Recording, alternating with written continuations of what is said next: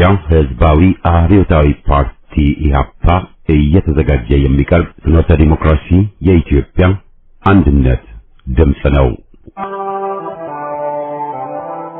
ጤና ይስጥልኝ፣ እንደምን አመሻችሁ አድማጮቻችን። ዛሬ ሐሙስ ሰኔ 19 ቀን 2017 ዓ.ም ነው። የደምቢ ዶሎ ዩኒቨርሲቲ ተማሪዎች የነበሩትና በአክራሪ የኦሮሞ አሸባሪዎች የታገቱት ተማሪዎች ጉዳይ እስካሁን እልባትን አላገኘም። ብዙዎቹ ልጃገረዶች የሆኑት እነዚህ የአማራ ወጣቶች ከታገቱ ሐሙስ ሰኔ 19 ቀን 2098 ቀናት አለፋቸው። የወጣቶቹ ሰቆቃ ያብቃ እንበል። እስከ መቼ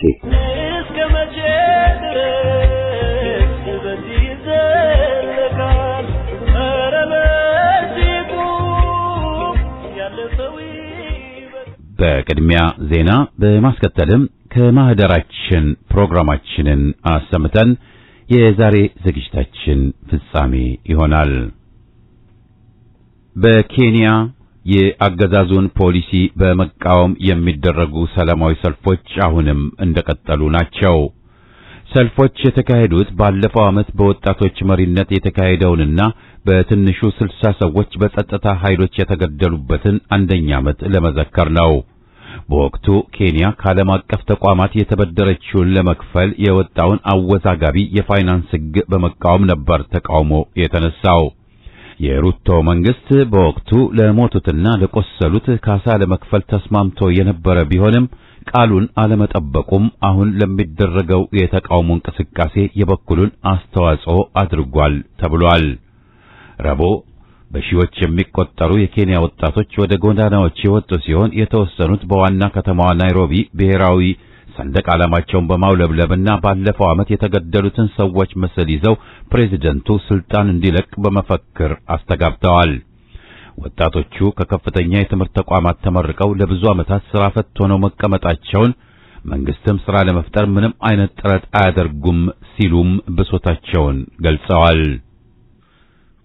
የኢትዮጵያ ብሔራዊ ባንክ በፈረንጆቹ 2024 ዓመተ ምህረት 10.5 ቢሊዮን ብር ኪሳራ እንደገጠመው በገለልተኛ ኦዲተር መረጋገጡ ተዘገበ።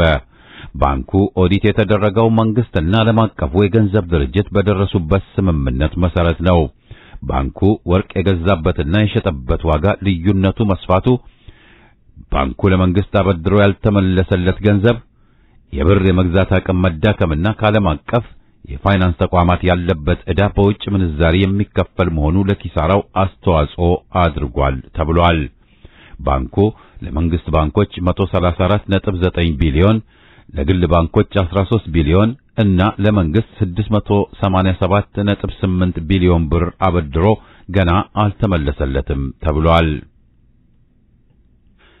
አገዛዙ በሲቪል ማህበረሰብ ድርጅቶች አዋጅ ላይ አገር በቀል የሲቪል ማህበረሰብ ድርጅቶች ለፖለቲካ ቀስቀሳ፣ ለመራጮች ትምህርትና ለምርጫ ታዛቢነት ስራዎች ከውጭ ምንዛሬ ገንዘብ ድጋፍ እንዳይቀበሉ የሚከለክል ድንጋጌ በማካተት የማሻሻያ ሐሳብ ማቅረቡን ተዘግቧል።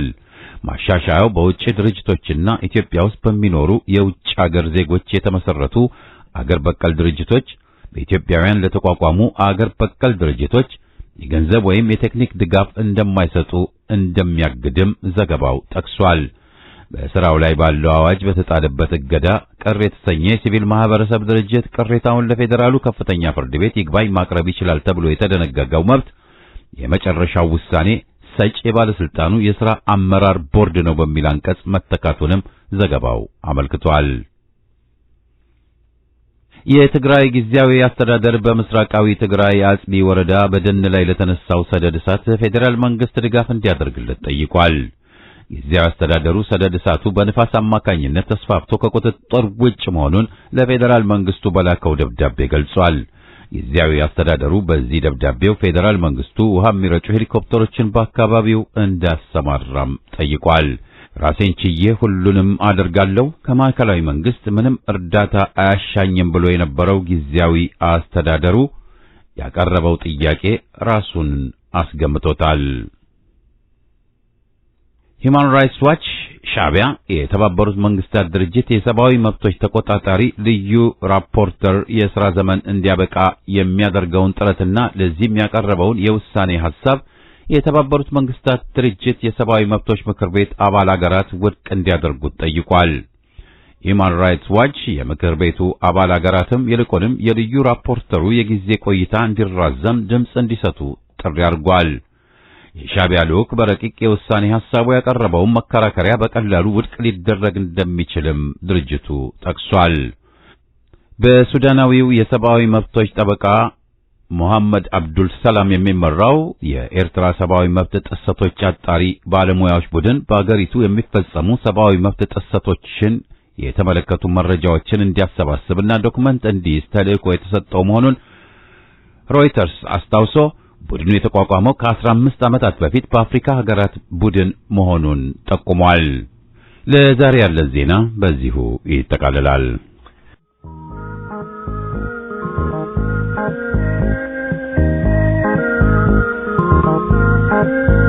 ከማህደራችን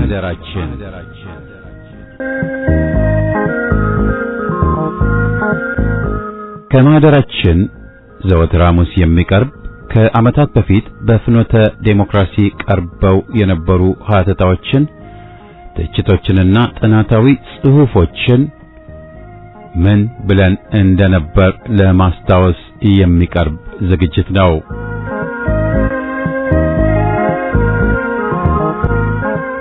በዛሬ ከማህደራችን ፕሮግራማችን በየካቲት ወር 2002 ዓመተ ምህረት ከ15 ዓመታት በፊት ማለት ነው ተላልፈው የነበሩ የተለያዩ ዝግጅቶችን እናሰማለን።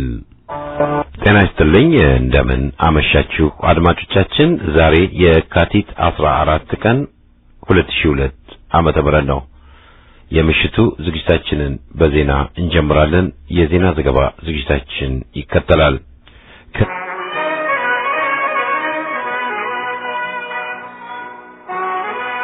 እንደምን ሰነበታችሁ አድማጮቻችን። ዛሬ ያለንን የዜና ዘገባ ዝግጅት እናቀርባለን። በዛሬ አጭር የዘገባ ትንታኔያችን ወያኔ በደደቢት የተመሰረተበትን 35ኛ ዓመት አከባበር የተመለከተ ይሆናል። ወያኔ ደደቢት በረሃ ውስጥ የተመሰረተበትን 35ኛ ዓመት በማስመልከት የሀገሪቱን አንጡራ ሀብት ሲጫወትበት እንደሰነበተ ከውስጥ አዋቂዎች የደረሰን ጥቆማ ገልጿል። አራት ሆነን በ1967 ዓመተ ምህረት የደርግን ስርዓት ለመታገል ወደ በረሃ ገባን ያሉት እነኚሁ የወያኔ መስራች ነን ያሉት ባለስልጣናት እና ባለሀብቶች ሰሞኑን የተመሰረቱበትን 35ኛ ዓመት በዓል ለማክበር በመቀሌ ከተማ ድል ያለ ድግስ አዘጋጅተው ከህፃን እስከ አዋቂ ከተራ ካድሬ እስከ ፕሬዝዳንት ግርማ ድረስ ተጠርቶ ሲምነሸነሹ መክረማቸውን ምንጮች ጠቁመዋል። በሀገርና በህዝብ ሀብት እንደልባቸው እየተጫወቱበት ያሉት የወያኔ ባለስልጣናት ወያኔ የተመሰረተበትን 35ኛ ዓመት በዓል በሚል እጅግ ከሀገሪቱ አቅም በላይ በሆነ ወጪ ድግስ ደግሰው ሲያጨበጭቡና ሲያስጨበጭቡ የሰነበቱት መለስ ዜናዊ ዛሬ የሀገሪቱ ህዝብ እነሱ በፈጠሩት ችግር የስንግ ተይዞ መላወሻ አጥቶ ባለበት ወቅት ይህን ያህል ገንዘብ መመደቡ ለህዝብና ለሀገር ያለውን ንቀት ያሳያል የሚሉም አሉ። ከ400 ሚሊዮን ብር በላይ ለዚህ በዓል ወጪ እንደተደረገ ያጋለጡት እነዚህ ምንጮች ወያኔ ብቻውን ደርግን ጥሎ የመጣ ኃይል አስመስለው የህዝቡን ትግል አኮስሰውና አዋርደው ብቸኛ ታጋዮች መሆናቸውን በአደባባይ ከማወጃቸው በተጨማሪ ከህዝቡ ጉሮሮ ነጥቀው ብዙ ሚሊዮን ብር በላይ ገንዘብ ማፍሰሳቸውንም ጨምረው አጋልጠዋል። በተለይ ነባርነን የሚሉት የወያኔና የህወሓት መሪ የሆኑት እድሜ ጠገብ ግለሰቦች ከእንግዲህ ወዲያ ይህን እድል ላናገኝ እንችላለን እና አሁን ከአቅም በላይ ወጪ ተደርጎ የእኛን ኃያልነት ለመላ ሀገሪቱ ህዝብ ብሎም ለዓለም ማህበረሰብ ማሳየት አለብን በማለታቸው ሀገሪቱ ከምትችለው አቅም በላይ ድግስ የደገሱ መሆናቸውን የጠቆሙት ምንጮች በተለይ ስብሐት ነጋ፣ ስዩም መስፍን፣ መለስ ዜናዊ፣ አባይ ፀሐዬ፣ አባዲ ዘሙ እና ሌሎችም በዚሁ ማዕቀፍ ውስጥ በመስማማታቸው እስከዛሬ ከተከበሩት በዓላት እጅግ በላቅ ሁኔታ የህዝቡን ገንዘቦች አድርገው ሲጫወቱበት እንደሰነበቱ ገልጸዋል። ብዙ ሺህ እንግዶች ጥሪ የተደረገላቸው መሆኑን የጠቆሙት እነዚሁ ምንጮች የራሳቸው ነባር ታጋይ እየተባሉና ከአነስተኛ እስከ ከፍተኛ ስልጣን ያላቸው ታጋዮች በበዓሉ ላይ እንዲታደሙ ጥሪ ተደርጎላቸው ከየመስሪያ ቤቱ አበል የተከፈላቸው ቢሆንም ምክንያቱ ባልታወቀ ሁኔታ አኩርፈው በበዓሉ ያልተገኙ እንደሚገኙም በአብዛኛው ከላይ ባሉት አመራሮች ላይ ቅሬታ እንዳላቸው ለመግለጽ የተጠቀሙበት ዘዴ ሳይሆን እንዳልቀረም እነዚሁ ምንጮች ግምታቸውን ሰንዝረዋል። ይህን በዓል በመቀሌ ከተማ ከማክበራቸው አስቀድሞ ከሳምንት በፊት በአዲስ አበባ ከተማ ውስጥ ከወጣት የትግራይ ተወላጆችና ምሁራን የተባሉ የወያኔ አባልና ደጋፊዎችን ብቻ ነጥለው በመሰብሰብ ቅስቀሳ ሲያደርጉ እንደሰነበቱና ቅስቀሳው ውስጥ ውጤት አልባ እንደሆነባቸውም ታውቋል። በተለይ የትግራይ ተወላጆችን ብቻ ሰብስበው በተከታታይ ቅስቀሳ ሲያደርጉ የሰነበቱ ሲሆን በዚሁ ቅስቀሳ ወቅት ወያኔ በስልጣን ላይ ለመቀጠል ከፍተኛ ፍላጎት ያለው ከመሆኑም በላይ በትግል ወቅት መስዋዕትነት የከፈለ ድርጅት በመሆኑ አሁንም በዚሁ እንዲቀጥል የወጣቶቹ ድጋፍ እንደሚያስፈልገው በአዳራሹ ውስጥ ሙሉጌታ ለምሰገድ የተባለ የወያኔ ካድሬ እና የመለስ አማካሪ አጽንኦት ሰጥቶ ሲናገር እንደነበርም ታውቋል። ሌሎችም በተለያዩ አዳራሾች ውስጥ የትግራይ ተወላጆችን ሰብስበው ያነጋገሩ የወያኔ ባለስልጣናት የሙሉጌታን ሐሳብ የደገሙ ከመሆኑም በላይ ተሰብሳቢዎቹ ወያኔ ያቀረበውን ሐሳብ ደግፈው አቋም መግለጫ እንዲያወጡ ግፊት ያደረጉባቸው ቢሆንም በተለይ የዩኒቨርሲቲ ተማሪዎችና ወጣት የትግራይ ተወላጆች ሐሳባቸውን ሳይደግፉ ያለአንዳች የአቋም መግለጫ መውጣታቸውንም የወያኔን ባለስልጣናት እንዳስቆጣ ታውቋል። በወጣቶቹ አቋም የተደናገጡት የወያኔ ባለስልጣናት መልሰው ስልጣን ለወጣቱ ኃይል ለማስረከብ ጊዜው አሁን በመሆኑ ወጣቱ አምኖ ተቀብሏል በማለት የፈጠራ ወሬ በሬዲዮና ቴሌቪዥን ሲወተውቱ የሰነበቱ ከመሆኑም ባሻገር በተለይ በትግራይ ውስጥ ህዝቡ ላይ በሚያደርሰው በደልና ግፍ የተነሳ ወያኔ የሚባል ስም እንዳይነሳብኝ በማለት ህዝቡ ክፉኛ መቆጣቱን ጨምሮ የደረሰው ዘገባ አስረድቷል። ይህንኑ ለማረጋገጥ የተቻለው ያሉት የውስጥ አዋቂ ምንጮች የህወሓትና የወያኔ ከፍተኛ ባለስልጣናት ከአዲስ አበባ እና ከተለያዩ ከተሞች ተሰባስበው ወደ መቀሌ ሲገቡ ህዝቡ ደማቅ አቀባበል እንዲያደርግላቸው ትዕዛዝ የተሰጠ ቢሆንም በወያኔና በባለስልጣናቱ ላይ ባለው ጥላቻ ብቅ ሳይል መቅረቱን እንደ ማስረጃ አቅርበዋል። በዓሉ የሚከበርበት የካቲት 11 ቀን 2002 ዓመተ ምህረትም ቁጥሩ እጅግ አናሳ የሆነ ህዝብ የተገኘ በመሆኑ ለእነመለስ ዜናዊ ያለውን ጥላቻና ንቀት በትክክል የገለጸበት ወቅት መሆኑ በአደባባይ ያሳየ ሆኗል ብለዋል። በሀገሪቱ ሀብት እንደልባቸው እየተጫወቱ የሰነበቱት የወያኔ ባለስልጣናት በቅርቡ ቤይሩት ላይ የአደጋው መንስኤ እስካሁን በይፋ ባልተገለጸ ምክንያት ወድቆ ለኪሳራ የተዳረገው አየር መንገድ ባላገገመበት ወቅት ከተለያዩ ክፍሎች ለሚመጡ ግልገልና አሽከር ባለስልጣናት ሳይቀር የኢትዮጵያ አየር መንገድ ንብረት የሆነውን አውሮፕላን እጅግ ቁጥሩ ለበዛ ጊዜ እየተመላለሰ ከአዲስ አበባ ወደ መቀሌ ሲያደርሳቸው እንደዋለ ምንጮቹ ገልጸው በተለይ የወያኔ ባለስልጣናት ስብሐት ነጋ አንድ በረራ ከነሹማምንቱ፣ ግርማ ወልደ ጊዮርጊስ ለግሉ፣ መለስ ዜናዊ ለግሉና ሌሎችም እንደዚሁ ለግል እያሉ የኢትዮጵያን ሕዝብ ንብረት የሆነውን አየር መንገድ በነጻ እንዲያመላልስ ማድረጋቸውም ሀገሪቷንና ሕዝቧን በድህነት አረንቋ ውስጥ ለመክተት ያላቸውን ምኞት በግልጽ ያሳየ ነው ብለዋል። በአንድ በረራ እጅግ ከፍተኛ ገንዘብ የሚያጣው ይኸው የኢትዮጵያ ሕዝብ ንብረት የሆነው አየር መንገድ የወያኔን በዓል ለማክበር ሲባል ብቻ እጅግ ከፍተኛ ኪሳራ ውስጥ እንደከተቱት ባደረገው መመላለስ ማስላት ይቻላል ሲሉ ምንጮቹ ገልጸዋል። እኔ ከሞትኩ ሰርዶ አይብቀል እንደምትለው ማሰቢያ የሌላት እንስሳ የወያኔ ቡድን ከወዲሁ ወጣቱን ትውልድ በመፍራቱ የተነሳ ከእንግዲህ እንዲህ ያለ አጋጣሚ የወያኔን በዓል ለማክበር እድሉን አናገኝም በሚል እጅግ አስደንጋጭ ገንዘብ ከሀገሪቱ ካዝና ወጪ በማድረግ የደገሰ ሲሆን እንዳሰቡትና እንደፈለጉት የተጠሩት እንግዶች ሳይገኙ በመቅረታቸው እነመለስ ዜናዊም ከፍተኛ ንዴት ውስጥ እንደነበሩም ታውቋል። በበዓሉ ላይ እንዲገኙ ጥሪ የተደረገላቸው ተቀማጭነታቸው አዲስ አበባ የሆኑ የውጭ ሀገር ዲፕሎማትና እንግዶች ያልተገኙ ከመሆኑም በላይ ስለ መቅረታቸው እንኳን ለአዘጋጅ ኮሚቴው ምንም የገለጹት ነገር ባለመኖሩ በፕሮግራም አወጣጥ ላይ ችግር ተፈጥሮ ግራ ሲጋቡ እንደነበር ምንጮች ጠቁመዋል።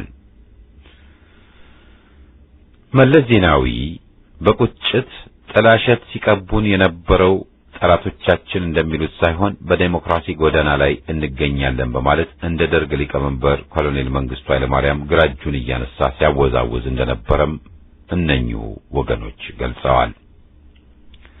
እጅግ አሳፋሪው ደግሞ የወያኔ ታሪክ በተደረጉት ትግሎች ሁሉ ግንባር ቀደም ተጠቃሹ መላው የኢትዮጵያ ሕዝብ መሆኑን ዘንግተውና ታሪኩን ወደ ጎን ብለው ደርግን ታግለን የጣልነው እኛና እኛ ብቻ ነን እያሉ ሲዛበቱበት የሰነበቱ ሲሆን በተለይ ሰዓረ መኮንን፣ ታደሰ ወረደ፣ ብርሃነ ነጋሽ የተባሉ የወያኔ ጀነራሎች ትግሉን ወያኔ ብቻ ታግሎ ያሸነፈ አድርገው ማቅረባቸው በሕዝቡ ዘንድ ከፍተኛ ቁጣን አስከትሏል። ለከርሳቸው ሲሉ ራሳቸውንና እናት ፓርቲያቸውን አሳልፈው የሰጡትና አዲሱ ለገሰ፣ ታምራት ላይኔ፣ ተፈራው አልዋና ሌሎችም የብአዴን ሆድ አደሮች ታሪክ አልባ ሆነው ህወሓት ብቻ ድሉን እንደተቀዳጀ ተደርጎ የቀረበባቸው መሆኑን ያደመጡ ነባር የብአዴን ታጋዮች በቅስቀሳው እጅግ እንዳዘኑና እያሰደቧቸው የሚገኙትም እነዚሁ ከላይ የተጠቀሱት የወያኔ አፈቀላጤዎች መሆናቸውን በቁጭት ሲገልጹ ተደምጠዋል። የትግራይን ክልል ብቻ ለመገንጠል ህልሙና እቅዱ የነበረው የደደቢት በረሃ ጥንስሱ ወያኔ ደርግ በህዝቡ ላይ በሚያደርሰው ግፍና መከራ የተነሳ ህዝቡ ትግሉን ተቀላቅሎ በድል የተወጣ መሆኑን ወደ ጎን ትተው በለስ ቀንቷቸው 4 ኪሎ ቤተ መንግስት የተቀመጡት እነ ዜናዊ የድሉ ባለቤት እኛና እኛ ብቻ ነን እያሉ የሚያናፉት የወያኔ ባለስልጣናት ወትሮም ታሪክን እየካዱ የመጡ ቀትረ ቀላሎች በመሆናቸው አሁንኑ ይህንኑ ታሪክ እየደገሙ መሆናቸው በህዝቡ ዘንድ ትዝብት ላይ የወደቁ ከመሆኑም በላይ በተለይ የትግራይን ህዝብ ቁጣ እየቀሰቀሱ መሆናቸው ታውቋል ሲሉ ምንጮች ጨምረው ገልጸዋል። ለዛሬ ያለን ዘገባም በዚሁ ይጠቃልላል።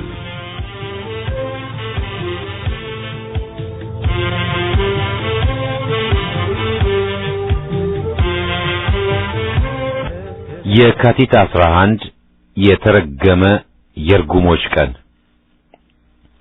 በወርሃ የካቲት ደግም ክፉም ታይቷል። በየካቲት 12 የፋሽስቱ ግራዚያኒ ጦር የአዲስ አበባን ህዝብ ጨፍጭፏል። የካቲት 66 ደግሞ የአጼውን ኋላ ቀር ስርዓት ህዝብ የገረሰሰበት መታሰቢያ ነው። ወያኔ ደግሞ የካቲት 11ን የምስረታ ቀኔ ነው ብሎ ሲያከብረው ይህ ቀን የርጉሞች ቀን ነው እንድንል ያስገድደናል። የወያኔ መሪዎች ነጋ ጠባ የሚዋሹ ናቸውና ስለ ምስረታቸውም ብዙ ውሸት አሰራጭተዋል። ህዝብ በአንድነት ሲታገል እነሱ በጠባብ ብሔረተኛነት መደራጀታቸውና ወደ ናቅፋ ዘልቀውም በሻዕቢያ እርዳታ ድርጅታዊ ነፍስ መዝራታቸውን ያድበሰብሳሉ። ሻዕቢያ በወቅቱ የኢህአፓ ጦር መስራቾችን በሚቆጣጠረው ምድር አሳልፎ ወደ ትግራይ ለመስደድ የኢትዮጵያ ቀኝ ግዛት መሆናችንን በቅድሚያ እመኑ ይል ስለነበር አዎ እናምናለን ያሉትን ወያኔዎች በቅድሚያ ወደ ትግራይ ማሳለፉ ሐቅ ነው። የወያኔ መሪዎች አንድነት ያለ ሁሉ ተንኮለኛና ትምክህተኛ የሸዋ አማራ ነው፣ ትግላችን ትግራይን ገንጥሎ ነጻ መንግስት ማቋቋም ነው ብለውና ኢህአፓና ኢድህን አባይ ኢትዮጵያ ትምክህተኛ በሚል ፈርጀው ከትግራይ ውጡልን ማለታቸውና ሁለቱንም መውጋታቸው ደግሞ ከቶም ሊካድ የማይችል ሐቅ ነው። በትግራይ ነጻ አውጭነት በራሳቸው የተደራጁ ሌሎች ወገኖችንም እንደራደር ብለው ጠርተው በተኙበት መግደላቸውም ዛሬ ሊሸፈን የሚችል ጉዳይ አይደለም። የወያኔ መሪዎች ከዚያድ ባሬ ጋር ተወዳጅተው 1/3ኛው የኢትዮጵያ መሬት የምዕራብ ሶማሊያ ግዛት ነው ብለው መፈረማቸውም ፀሐይ የሞቀው እውነት ነው። የወያኔ መሪዎች ትግላችን ጸረ አማራ ነው ብለው በወይን ጋዜጣቸው አስፍረውና ወጣቶችን ለሻዕቢያ ጦርነት በጠመንጃ ልዋጭነት እየማገዱ ከባዕዳን የኢትዮጵያ ጠላቶች ጋር ሁሉ መስራታቸው የሚታወቅም ነው። ኢትዮጵያ አረብ ራቢጣ ወይም ሊግ ትገባለች፣ እኔም ራሴ አረብ ነኝ ሲል ለሊቢያው ጋዳፊ የለፈፈው የዜናዊ ልጅ መሆኑም የሚረሳለት አይደለም። የካቲት 11 ከነበር ወያኔ የተወለደው ባስጨነገፈው በነበር በዚህ የተረገመ ቀን የምንለው ነው። ወያኔ ይህን ቀን ሲያከብር የኢትዮጵያ ሕዝብ ግን እንደ የካቲት 12 በሐዘን የሚያልፈው ነው። ወያኔ ጸረ ሕዝብ የሆነ ሀገርን የጎዳ ቡድን ነው። ይህን ቀን ይህን ቀን ላክብር ብሎ ርችት ሲተኩስም ዜጎችን ገድሏል። ይህን እርኩስ ልደቱን አከበርኩ ለማለት ብዙ ሚሊዮን የሀገራችንን ብር አጥፍቷል፣ እያጠፋም ነው። ዛሬ የባጡን የቆጡን የሚቀባጠሩት እነመለስ፣ ስብሃት፣ ስዩምና አባይ ታሪክ ብለውን በመጽሐፍ መልክ ሐሰታቸውን ሲጎነጉኑ እየታዩ ናቸው። ሲወለድ ጸረ ኢትዮጵያ ሲቆይም ያው ጸረ ሕዝብ ጸረ ኢትዮጵያ ዘረኛ ቡድን ሆኖ ወያኔ መቀጠሉን ግን ከቶም ሊቀይሩት ወይም ሊቀብሩት የሚችሉት ሐቅ አይደለምና እነሱ የካቲት 11 በዓላችን ነው ሲሉ ሕዝብ ደግሞ ተምቾች፣ ተውሳኮች የተፈለፈሉበት ቀን ነው በሚል ይገልጸዋል። ባልተወለዳችሁ በቀራችሁ ነው የሕዝብ መልእክት። የካቲት 12 ሀገራችንን የወረረ ፋሽስት ጣሊያን ወገኖችን ጨፈጨፈ። የካቲት 11 ኢትዮጵያን ገንጣይና አዋራጅ ሕዝቦቿን ከፋፋይ ዘረኛ ቡድን ተወለድኩ አለ። በናቅፋ ተረግዞና ተወልዶ በደደቢት ያደገው ወያኔ በባዕዳን ድጋፍ አድጎ ለቤተ መንግሥት በቅቷል። ከገባበት ቤት ስናስወጣውና የያዘውን ስልጣን በኃይል ስንነጥቀው ያንን ቀን የኢትዮጵያ ሕዝብ የድል ቀን ብሎ ያከብረዋል።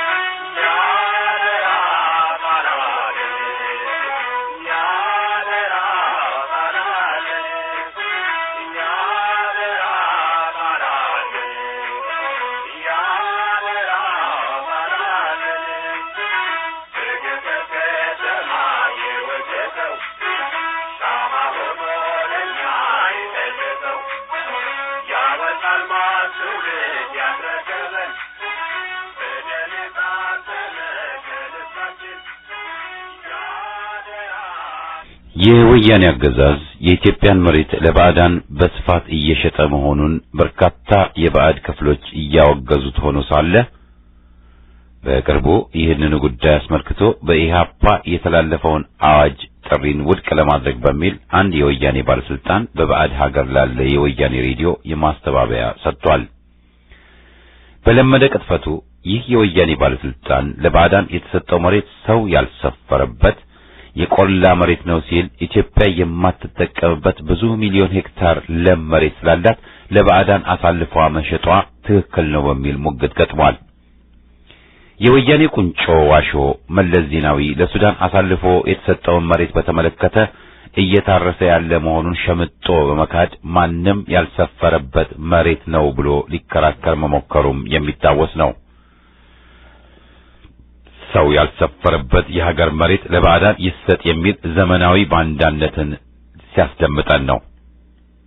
በአሁኑ ጊዜ ለባዕዳን እየተሸጠ ያለው ለም መሬት ከሰው በራቀ ቦታ የሚገኝ ብቻ ነው የተባለው ጭራሽ ሐሰት መሆኑን የየአካባቢው ሕዝብ የሚያውቀው ነው።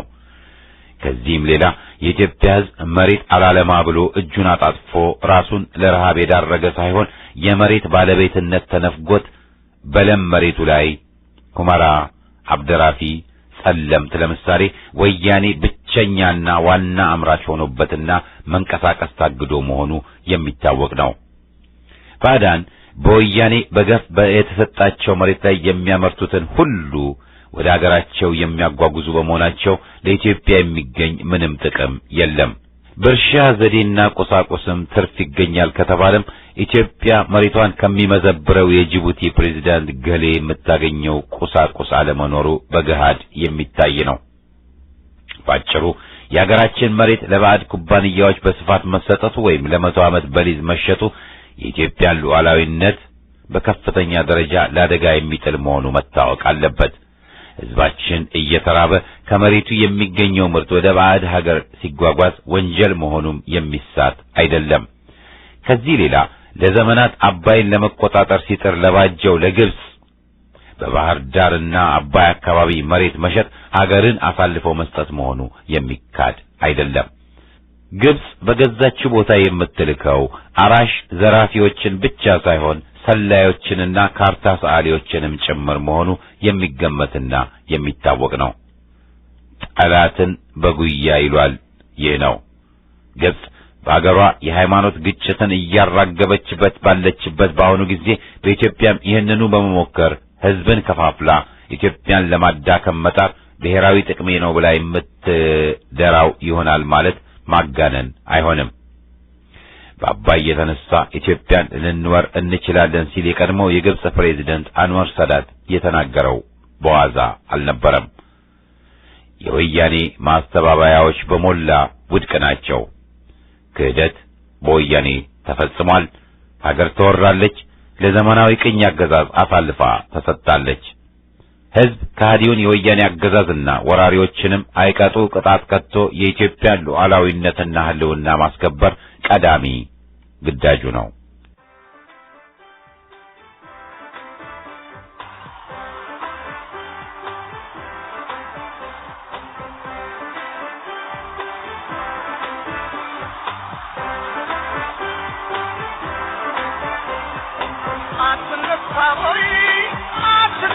ሆይ ያገሬ ጀግና አይደለህም ወይ አትነሽም ወይ ያገሬ ጀግና አይደለሽም ወይ ድሮም በበረካ በገካ በገደል የተቃወሙትን የኖረ በመግደል ምሁሩም በሰደብ እየተጎሸመ እስከ መቼ ይግዛል ዘር እየተሾመ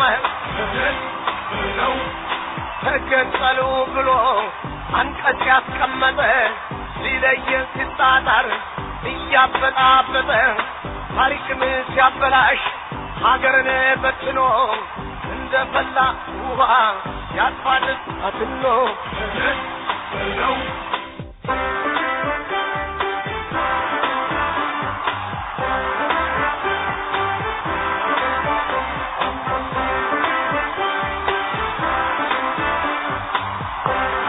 ለኢትዮጵያ ወጣቶች በሞላ ሀገር አድን ጥሪ። የውድ ኢትዮጵያ ወጣቶች ሆይ እናት ሀገራችን ኢትዮጵያ ዛሬ ህልውናዋ ከመቼውም ይበልጥ ለከፋ አደጋ ተጋልጦ ይገኛል።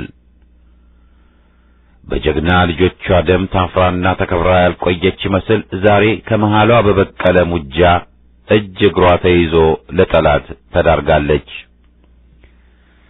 የሀገራችን መሬት ለሱዳን ተሰጥቶ የባዕድ ጦር በሀገራችን መሬት ሰፍሯል። የሀገራችን ለም መሬት ለባዕዳን በገፍ እየተሸጠ ኢትዮጵያውያን በገዛ ሀገራቸው ለዘመናዊ ቅኝ አገዛዝና የረቀቀ ብዝበዛ እየተዳረጉ ናቸው። ብዙ መቶ ሺህ ወጣቶች በትምህርት ገበያ ላይ ሊገኙ ሲገባ ለመንገድ አዳሪነት ተዳርገዋል። ሚሊዮኖች ሥራ አጥ ሆነዋል። ብዙ ሺዎች ለጦርነት ተማግደው ለባዕድ ጥቅም ሲባል ውድ ሕይወታቸው አልፏል። ረሃብና የኑሮ ውድነት ለጋ ሕይወትን ለስቃይና ለሞት እየዳረገ ነው። ወጣት ሴቶች ለሴተኛ አዳሪነትና ለዘመናዊ ባርነት ሲዳረጉ፣ ወጣቱ በአጠቃላይም ለጎጂ ልምዶችና ቀሳፊ በሽታዎች ሰለባ ሆኗል። ከሁሉም በላይ አስከፊ የሆነው ደግሞ ወጣቱ በብሔረሰብና በሃይማኖት ደረጃ በመሰሪዎቹና ዘረኞቹ መከፋፈሉ ነው። የኢትዮጵያ ወጣቶች ሆይ ሀገራችንን ኢትዮጵያን ከወያኔ መንጋ ለማላቀቅና ሕልውናዋንና ሉዓላዊነቷን ለማስጠበቅ ታሪካዊ ተጋድሎ መካሄድ እንዳለበት ግልጽ ነው። ይህ ለመጪው ትውልድ አይለጉት ሀኬት አያስተላልፉት ግዳጅ ሆኖም ይገኛል። የዛሬ ወጣት የዛሬ ትውልድ ግዳጅና ኃላፊነት ነው። እነ ዘርአይ ደረስ፣ ጥቁር አንበሶች፣ አብርሃ ደቦጭና እያሌው ወጣት ወንድና ሴት የጣሊያን ሙሶሎኒን ወራሪ ጦር ተጋፍጦ ከሚሊዮን በላይ ሕይወትም ለሀገር ደህንነት ተገብሮ ኢትዮጵያ ነጻነቷን ጠብቃና ለሌሎችም የነጻነት ቤዛና ራያ ሆና ቆይታለች። ኋላ ቀር ሥርዓትም ሕዝብን ለድህነትና ጢሰኝነት ዳርጎ ባሰቃየበትም የኢትዮጵያ ወጣቶች በብሔረሰብ ሆነ ሃይማኖት ሳይለያዩ በጋራ በመነሳት የካቲትን አብዮት የለውጥ መንገድ አድርገውታል። እነ ጥላሁን ግዛው፣ ማርታ መብራቱ፣ ደመቀ ዘውዴ፣ ጌታቸው ዮሐንስና ሌሎችም ተሰውተዋል። ብዙዎች ተገርፈዋል፣ ለስደትም ተዳርገዋል። ያ ጀግና ለውጥ አብሳሪ ትውልድ የራሱን ምቾትና ድሎት ከመጤፍ ሳይቆጥር ለሕዝብ ታግሏል። ፋኖ ተሰማራ በዱር በገደሉ ትግሉን ልትመራ ብሎ ያዜመውና ለብዙሃኑ ሰርቶ አደር ሕዝብ ጥቅምና ክብር የቆመው ወጣት ሁሉ እነሆ ዛሬም እየተዘከረና እየተመሰገነ ያለ መሆኑን መካድ የሚቻል አይደለም። እያንዳንዱ ትውልድና በየትውልዱ ያለ ወጣት የየራሱ ግዳጅና ግማደ መስቀል እንዳለበት የታወቀ ነው። ያለፉት ትውልዶች ሀገርን ከጣሊያን ወረራ ማላቀቅና ቀጥሎም ጨቋኙን የአጼ ሥርዓት መገርሰስ ነበረባቸው። የዛሬ ወጣቶች ደግሞ ሀገርን ከዘረኛና ጠባብ አረመኔ የወያኔ ቡድን ማዳን ዋናው ግዴታቸው ነው። የትናንትና የዛሬ የትግል ሁኔታና ይዞታ የሀገርና ዓለም አቀፍ ሁኔታ የተለያዩ መሆናቸውም ሊዘነጋ የሚችል አይደለም።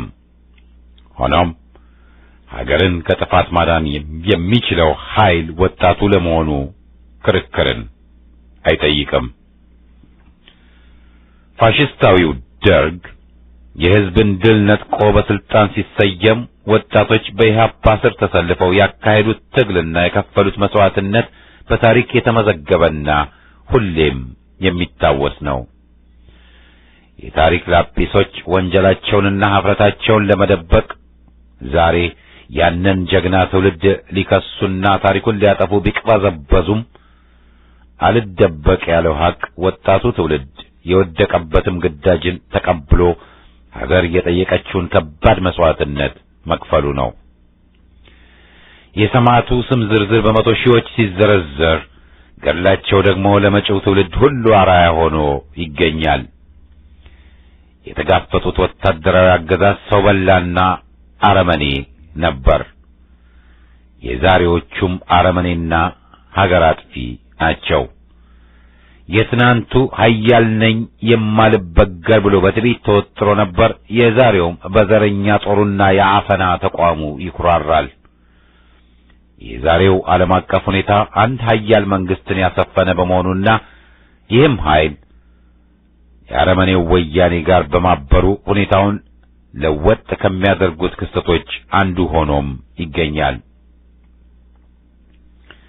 የኢትዮጵያ ወጣቶች ሆይ ላይችል አይሰጣውም ነውናም ለዛሬ ችግሮችና እንቅፋቶች ሁሉ ወጣቱ ትውልድ መፍትሄ መሻትና ማግኘትም እንደሚችል ቅንጣትም ጥርጣሬ ሊኖራችሁ አይገባም።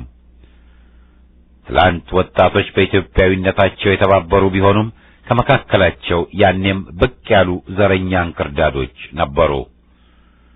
እነዚህ ግን በትግል ተሸናፊ ሆነው የበላይነትን ሊይዙ አልቻሉም ነበር። ዛሬ ዘረኛው ቡድን ዋና ፖለቲካው ሕዝብን በብሔረሰብና በሃይማኖት መከፋፈል በመሆኑ በተለይ የራሱን ብሔረሰብ ወጣቶች ከሌሎች አቃርኖ ይኖራል። መሰል ጠባቦችም የወጣቱን አንድነት እየተፈታተኑት ናቸው። ወጣቶች ግን ይህን ዘረኛ አገዛዝ መታገላችሁ መቼም መዘንጋት የለበትም። ለስልጣን ሲበቃ ጀምሮ እስከ 1997ቱ ምርጫ ድረስ የብዙ ወጣቶች ደም በጸረ ወያኔው በትግል አልፏል። በየእስር ቤቱ እየተሰቃየ ያለው ወጣቱ ነው። አደገኛ ቦዘኔ እየተባለ የህሊናና የአካል ስየል በመቀበል ላይ ያለው ወጣቱ ነው። ለአረብ ሀገሮች በዘመናዊ ባርነት የተሸጡት ወጣቶች ናቸው። ለጦርነት ከባድሜ እስከ ሞቃዲሾ ተዳርገው ሰለባ የሆኑት ወጣቶች ናቸው። ይህ በወጣቱ ላይ ያተኮረ መዓት ማጠየቂያው ለአገር ህልውና ሊታገል የሚችለውን ወጣት ክፍል ለመበታተንና ለማጥቃት መሆኑ መታወቅ ያለበት ነው። ወጣቱ በጎጂ ባህሎች እንዲጠመድ ሁኔታው የሚመቻቸውም ለዚሁ ነው። የኢትዮጵያ ወጣቶች ይህን ማወቅ አለባቸው። አንድ ትውልድ ታጋይ ሌላው ትውልድ ቡከንና ህሊና ቢስ ነው የሚል ድምዳሜ ከሐቅ ከመጣላቱ ሌላ ጠቀሜታው ለመሰሪው ወያኔ መሆኑ መታወቅ አለበት። ያለፈው ትውልድ አኩሪ የትግል ታሪክ ጽፎ እንዳለፈው ሁሉ የዛሬውም ወጣት ትውልድ አስደናቂ የጀግንነት ገጾችን ጽፎ ማለፉ የማይቀር መሆኑ መታወቅ አለበት። ያለፈው ትውልድ የሚያታግለውና ቆራጥ የሚያደርገው የትግል ድርጅት ነበረው። በ1997 ዓ.ም የኢትዮጵያ ወጣቶችም መሪ ካገኙ መስዋዕትነትን እንደማይሸሹ ደማቸውን ከፍለው አሳይተዋል። መሪነን ያሉት ተፍረከረኩ እንጂ ወጣቶች አልሸሹም። በዚያን ወቅትም የክፍፍልና ዘረኛ ጎጣዎች ጨልመው እንደነበር የምንረሳው አይደለም። ስለዚህም የኢትዮጵያ ወጣት የዘረኛውን ቡድን በብሔረሰብና በሃይማኖት ከፋፋይ ወጥመድ በጣጥሶና ኢትዮጵያዊ አንድነቱን አጠናክሮ ሊታገል ይችላል። የወያኔ አገዛዝ ዛሬም ወጣቱን ለጦርነት ሊዳርግ ኑ ተመልመሉ፣ ወታደርነት ተቀጠሩ እያለ ነው። ወጣቱ ከእንግዲህ ወዲህ ለአድሃሪና ጸረ ኢትዮጵያ አገዛዝ ጭዳ አንሆንም ማለት ይጠበቅበታል። ከእንግዲህ ደማችን የሚፈሰው ሀገራችንን ከወያኔ ጥፋት ለማዳን ነው ብሎ በጋራ እንዲቆም ያስፈልጋል። የኢትዮጵያ ወጣቶች ሆይ፣ በገጠር በከተማ ያላችሁ ወጣቶች ሆይ፣ የወሳኝ ትግል ደወል አቃጭሏል። ሀገር አድን ግዳጅ የዛሬ እንጂ የተነገ ወዲያ አይደለም። ለሀገር አድኑ ትግል መነሳሳት ይጠበቅባችኋል። ድል የምትወለደው ከወያኔ የምርጫ ሳጥን ሳይሆን በዱር በገደሉና በከተሞች ከሚያስተጋባ ጸረ ወያኔ ትግል ብቻ ነው። ለዚህ ትግል ተዘጋጁ። የተወረረችና ለባዕድ የተሰጠችን ሀገር ለማዳን ተጨባጭ ድርጊቶችን መውሰድና ጠላትን መቅጣት ያስፈልጋል። መቅጫው ደግሞ በደጃችን አለ። በስልትና በቆራጥ እርምጃዎች በእጃችን ልናስገባው እንችላለን። በየካቲት 66 እና ከዚያም በኋላ በከተሞችና በገጠር ከተካሄዱ ትግሎች ብዙ መማር እንችላለን።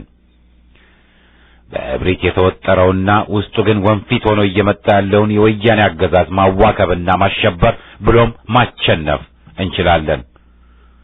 ተባብረን ከታገልን ኃይሌ ያለው ይፈርሳል። የባዕድ እርዳታም ከሕዝብ ቁጣና ቅጣት አያድነውም። ሕዝባዊ ትግሉ ይሰምር ዘንድ ግን አብዛኛው ሕዝብ በትግሉ መሳተፍ አለበት። ዛሬ ከኢትዮጵያ ሕዝብ አብዛኛው ወጣት ነውና ወጣቱ ለትግል መነሳቱ በጣም አስፈላጊና ወሳኝ ነው። ኢህአፓ ለዚሁ ትግልና ግዳጅ ድርጅታዊ ምላሽን ለመስጠት የኢህአፓ ወጣት ክንፍ ድርጅትን መስርቶ በአገርና በውጭ ያሉ ወጣቶች ተሰባስበውና ተደራጅተው እንዲታገሉ እየጣረ ነው። ወጣቶች በሌላ በመሰላቸው ሀገር አድን መልክ መደራጀትም ትችላላችሁ። ዋናው ቁም ነገር ለኢትዮጵያ ሕልውና መጠበቅ በተጨባጭ መታገሉ ላይ ነው። የትግል መስኮች አሉ። ነገ ደግሞ ሌሎች መስኮች ይከፈታሉ። በእነዚህ አማካይነት መታገል የሚቻል ነው። ከዚህ ባሻገር ወጣቱ በቡድን ሆኖ ጨለማንም ስልትንም ተገን አድርጎ ጠላትን ማጥቃት ይችላል። ቆራጥነትና አፍላቂነት፣ ብልሃትና ዘዴ ከወጣቱ ጎራ ሞልተዋልና በተግባር መታያቸው ጊዜ ዛሬ ነው። የኢትዮጵያ ወጣቶች ሆይ፣ ውድ ሀገራችንን ከማጣታችን በፊት በወያኔ አገዛዝ ላይ እንነሳ። ኢትዮጵያን እናድን። በቋንቋ ተፋቅሮ ጎሳን ያከበረ አገርን አክስሮ የአገሩን ባንዲራ ሰንደቅን ረግጦ ያዋረደን ገዛን ስልጣን ተቆናጦ ስለዚህ ወገኔ ዳር ከዳር ተጋብቶ አንድነት ተነሳ ለነጻነት ጉዞ ተነስ በለው አትነሳም ሆይ የአገሬ ጀግና አይደለህም ሆይ ተነስ በለው አትነሽም ሆይ የአገሬ ጀግና አይደለሽም ሆይ ተነስ አድማጮቻችን በማስከተል ከፍኖተ ዲሞክራሲ ዝግጅት ክፍል የቀረበ ጽሑፍ እናሰማለን። መሰልጠን ባርነት ከሆነ ባንሰለጠን ይቅርብን። ዝነኛው የኢትዮጵያ ደራሲ ከበደ ሚካኤል ጥቁሮችም እንደ ሰው በሚል ግጥማቸው ውስጥ የሚከተለውን አስፍረው ነበር።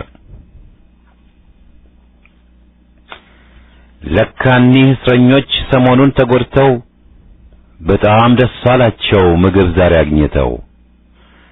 ይገርማል ይደንቃል እንደኛ እህል ጎርሰው ሲበሉ አየኋቸው ጥቁሮችም እንደ ሰው።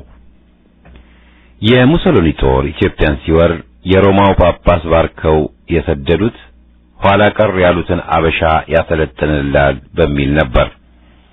አርበኞች ጦርና ጋሻ መውዜርና አልቤን ወጨፎ ይዘው ዘመናዊ የጣሊያን ጦርንም ሊገጥሙ ሲነሱ ሰለጠን ያለው ዓለም ተሳልቆባቸው ነበር። የዚያን ጊዜ ስልጡን ፖለቲካ ለጣሊያን ጦር እጅ ሰጥቶና ባንዳነትን በጸጋነት ደረጃ ተቀብሎ በቀኝ ገዢው ጫማ ስር መደፋት መዋረድ ነበር። የኢትዮጵያ አርበኛ ልጆች ግን ይህን ቅሌትና ውርደት ጎዳና አልተጓዙበትም። 5 ዓመታት ታግለው ሚሊዮን ሕይወት ገብረው መከራን ችለው የአገር ነጻነት ሊያስከብሩ ችለዋል። ዛሬ ስልጡን ፖለቲካ በሚል ፈሊጥ ባርነትን በማር ለውሰው ሊያጎርሱን ለተነሱት ሁሉ የምንሰጠው መልስ የአርበኞቹ ነው። ጥቁሮችም ሰው ናቸው፣ ኢትዮጵያውያንም ኩሩ ናቸውና ለባርነትና ለጭቆና እጅ አይሰጡም የሚል ነው። ዘመን ተለውጧል ይሉናል። እንደ ትናንት ለጨቋኝ አንገዛም የምንለው ቀይሩ ሊሉን ሲፈልጉ ወያኔ ጠላት አትበሉ መጠላላት ድሮ ቀረ ይሉናል። ወያኔ ቀን ተሌት በዘረኛ ጥላቻ እየፈጀን አገራችንንም ለባዕድ እየሸጠ ወጣቱ መደራደር ይወዳል ይፈልጋል ይሉናል። በወያኔ ላይ አታከሩ ለማለት ወያኔ እርቀ ሰላም ሲሉት እያላገጠና እርቅ ያሉትንም አሳዶ እየመታ እያሰረ ዓለም በአንድ ኃያል መንግስት ስር ወድቃለችና ከሱ ፈቃድ ውጪ መፍትሄ የለም ይሉናል። ለባዕድ እጅ መስጠት ያለመደብንን የእምቢኝ ለባርነት አቋም ግትርነት ነው፣ ያረጀ ያፈጀ ነው ይሉናል። እጅ መስጠትን ሲሰብኩ መቅለስለስ፣ መጎንበስ፣ ጠላትን መፍራት፣ መራድ፣ ቃልን ማጠፍ፣ ቃል ኪዳንን ማፍረስ ንቃት ስልጣኔ ነው ይሉናል። ውርደቱን ክብር ሲሉ ባለፈው በቆራጥነት በታገለው ትውልድና በአሁኑ ትውልድ መካከል ልዩነትን ሊፈጥሩ የሚፈልጉት ክፍሎች በተለይ ያን ትውልድ ታሪኩን ማብጠልጠልና ታሪኩንም መበረዝን መርጠዋል። ስልጡን ፖለቲካ የሚባለው ለባዕዳንም ለወያኔው መጎንበስ ከሆነ በአፍንጫችን ይውጣ ማለቱ ሲያንስ ነው። የኢትዮጵያ ወጣቶች ታሪክ የትግል ታሪክ እንጂ ሆድን ያስቀደመ ግለኝነት ታሪክ አልነበረም። ይህን መዘንጋት አያሻም። ዛሬ የታሪክ ላጲሶችና ቅርስን አውዳሚዎች ቀይ ሽብርንም ሊክዱ ተነስተዋልና ያንን ትውልድ በመታገሉ የተነሳ ያልሰለጠነና ኋላ ቀር ሊሉት ቢነሱ ከቶም አይገርመንም። ያ ትውልድ ያከረረው ጭቆናን አልቀበልም ለባዕድም አላጎነብስም በማለት ነበር። የሚደነቅ ግትርነት፣ የሚመሰገን ማክረር። ስልጡን ፖለቲካና ዘመን ተለውጧል በሚል ሽፋን ሽንፈትንና እጅ መስጠትን የሚሰብኩትን መታገል ያስፈልጋል። ትጥቅ ያስፈታሉና የዚህ አማራጭ ማለትም አንሰልጥን አንጎንበስ ባዮች በአብዛኛው ያለፈላቸውና ከወያኔ ደግሞ ያነሰባቸው ምሁሮች መሆናቸው የሚደበቅ አይደለም። በየድርጅቱ የፈሉት አንጃዎችና ከፋፋዮች በተለይም ከወያኔ እንሞዳሞድ ባዮች የዚሁ ነጸብራቅ ናቸው። ይህን የወኔ ማጠጥ ያወቀው የወያኔ ቁንጮ ደግሞ ነጋ ጠባ ስድብና ማስፈራሪያውን ማሽጎድጎዱ አልቀረም። ይህን ሰምተው የሚርዱ መኖራቸው ደግሞ የሚጠበቅ ነው። ለንግድ ፈቃድና ለቤት ግንባታ ሲሉም ሀገርና ወገንን ሽጠው ሰላምና እርቅን ሰባኪ የሆኑ ስልጡን ፖለቲካ በሚል ለወያኔ መለስለስን የሚያቀነቅኑ አሉ። ይህን መሰል ማፈሪያዎች መድረኩን በማጣበብ ላይ ናቸውና ወጣቱን ትውልድ እንዳይበክሉት መታገል መከላከል ግዴታ ነው። እንደገና አቶ ከበደን ለመጥቀስ አልቅሱልኝ በጣም አፍሱልኝ እምባ በ40 ዓመቴ ሞቼ ስቀበር በሰባ የተባለላቸው በቁማቸው የሞቱ ሀገርን አሳፋሪዎች ናቸው። ኃያሉን ሀገር ብቻ ሳይሆን ወያኔንም የሚፈሩ ስልጣኔያቸው ቆምጣጣ የሆነባቸው እነዚህ የሽንፈት ሰለባዎች የፍርሃትና አድርባይነት ምሳሌ ሆነው ሳለ ቃላትን እያሳመሩ ሊያደናግሩ መራወጣቸው ይታያል። ትግል የግድ መስዋዕትነትን ይጠይቃል። ሳይደሙ ሳይቆስሉ ስርየት የለም። ሀገርንም ማዳን አይቻልም። ህሊናን ሸጦና ሀገርን ከርቶ ሳይነኩ ሳይጎሳቆሉ መኖር ኑሮ ካሉት ይቻል ይሆናል። ትግል ከተባለ ግን የግድ መስዋዕትነትን ይጠይቃል። ትግል ካልተካሄደ እንጦጦ ተኝቶ ሐረር መንቃት ዘበት ነው። ምን ተሰለጠነ? ትግል ካልተካሄደ ወያኔን ማሸነፍ አይቻልም። ያለፍነው እኛ እንጂ ጊዜ አይደለም ብለዋል ታዋቂው ገጣሚ። ዘመን አልፎ ዘመን ሲተካ የሚለወጠው ሁኔታ ምን ቢሆን ምን ለጨቋኝና ለባዕድ ወራሪ እጅ መስጠትን ትክክል አያደርግም። የሀገርን ክብርና ጥቅም በተመለከተ ከማንም ጋር መደራደር የሚገባ አይደለም። ከወያኔ አይነት ሀገር አጥፊና ህዝብን ጨፍጫፊ አገዛዝ ጋር መሞዳሞድ ስልጣኔ ከተባለ አለመሰልጠኑ ይመረጣል። ወለም ዘለሙን ትተን አምረን ወያኔን እንታገል። መሰልጠናችንን ባርነት አንቀበልም በማለትና በገቢርም በማሳየት እናረጋግጥ። ለወጣቱ ትውልድ ፍርሃትና ሽንፈትን ሳይሆን የነበላይን ታከለን፣ ገረሱ ዱኪን፣ ዘራይ ደረስን፣ የነገርማሜን፣ ጥላሁን ግዛውን፣ የነተስፋዬ ደበሳይን፣ ሻምበል አማሃን፣ የነጸሎተ መሐመድ ማህፉዝ፣ የነብንያምን ተካልኝን፣ የነድላይን ጽጌን፣ ጸጋዬ ደብተራውን፣ ያበራሽ በርታን፣ ያሰፋ ማሩንና የተስፋዬ ታደሰን፣ የሽብሬን፣ የሌሎችን ጀግኖች ሁሉ ታሪክ ማስተማርና ማሳወቅ ይመረጣል። ሰልጥኑና እጅ ስጡ አይበጅም። አምረን ከታገልን ወያኔ ይቆጣል ብለው የሚረዱ ሊያታገሉ ቀርቶ በትግሉ ሜዳ አካባቢ ሊገኙ የሚችሉም አይደሉም። ወኔ ጠፍቷልና ሁሌም ሰበካቸው ወያኔን አታስቆጡ፣ ደጋፊዎቹን አታናዱ ነው። ይህ ነው ስልጣኔ። ሀገርን አስረክቦ ዝምታ፣ ወገንን አስጠቅቶ ጸጥታ ባፍንጫችን ይውጣ። አቶ ከበደ ሚካኤል ብለው እንደነበረው ሕይወት ጦርነት ነው ዋጋህን የሚያሳይ፣ መታገል ግድ ነው ስትኖር በዓለም ላይ። በገዛ እጁ ወድቆ በቁሙ እየሞተ መታገል ያልቻለ ልቡ እየታከተ የሚያነሳው የለም በፍቅር በእርዳታ። በዚች በመሬት ላይ ፍጡር ካልበረታ ጥንቱን አልተሰራም ለሰነፎች ቦታ። ሰነፍና ፈሪ ሆድ አምላኩና ድርባይ አገር ይጎዳል እንጂ አያድንም።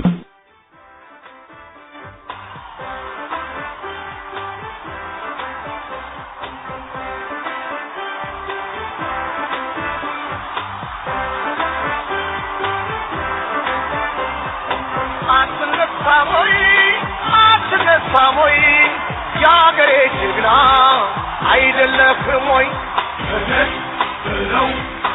አትነሽሞይ አትነሽሞይ ያገሬ ጀግና አይደለሽም ወይ? ድሮም በበረኻ በገካ በገደል የተቃወሙትን የኖረ በመግደል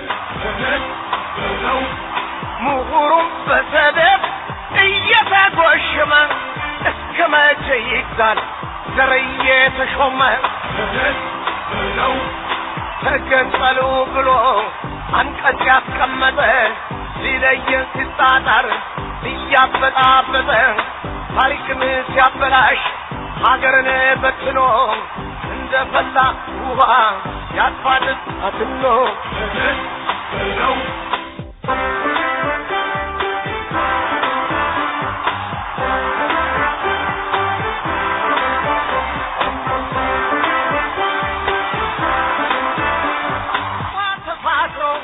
ጎሳን ያከበረ አገርን አክብሮ የአገሩን ባንዲራ ሰንደቅን ረግጦ ያዋረደን ገዛን ስልጣን ተቆናጦ ስለዚህ ወገኔ ዳር ከዳር ተጋግዞ በአንድነት ተነሳ ለነጻነት ጉዞ አትነሳም ሆይ አትነሳም ሆይ የአገሬ ጀግና አይደለህም ሆይ አትነሽም ሆይ አትነሽም ሆይ የአገሬ ጀግና አይደለሽ